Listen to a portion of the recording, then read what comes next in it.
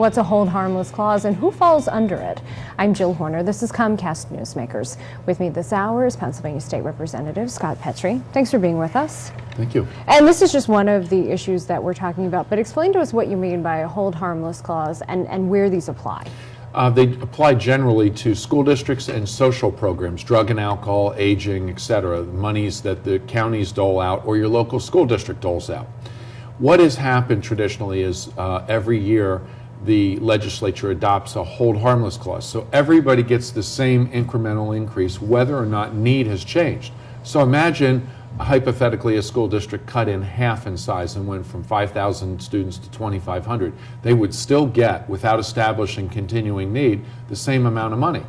Now, if anyone ever wondered why the state budget continues to get greater, well, if everybody gets an increase and nobody gets a decrease, you're going to pay more taxes. So is this particularly important for growing school districts because they're only getting incremental increases? It is. In my opinion, for growing school districts, this is the reason their tax bills on the local level have gone up so much, and particularly in Bucks County, my own home county, they're just getting a small incremental increase, whereas they may have added many, many students, and it's not fair. So the taxpayer at home pays the bill, whereas if you're in a decreasing school district or a school district that's flat, you'll find that most of the tax bill, the school tax bill, is paid at the state level. So this is very much a state versus local issue as to really who should be responsible for education. So where does it come down then in terms of who should be responsible for the finances of a local school district? Well, the primary function of state government is education,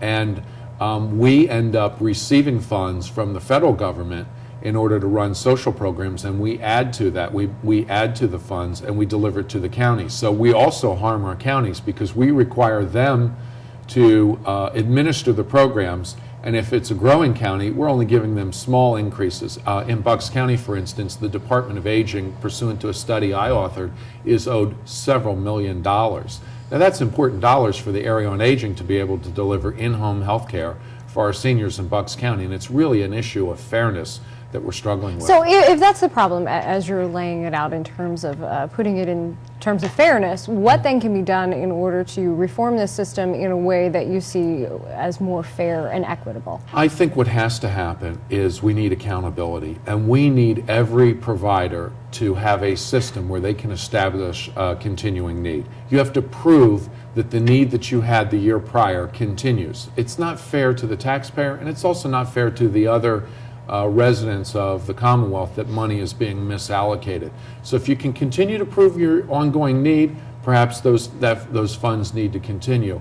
We're also in the area of aging working on changing some of the funding formulas and the criteria we use to drive out dollars, and I think the area this will crystallize first in this budget cycle will be in aging, and certainly in our educational code when we look at the funding for schools. And just one of the areas that you're addressing during this budget cycle, let's quickly switch gears and talk a little bit about national veteran cemeteries. The newest one is within Bucks County. Yeah, I found a site a number of years ago in Washington Crossing in Upper Makefield, and it's a beautiful site.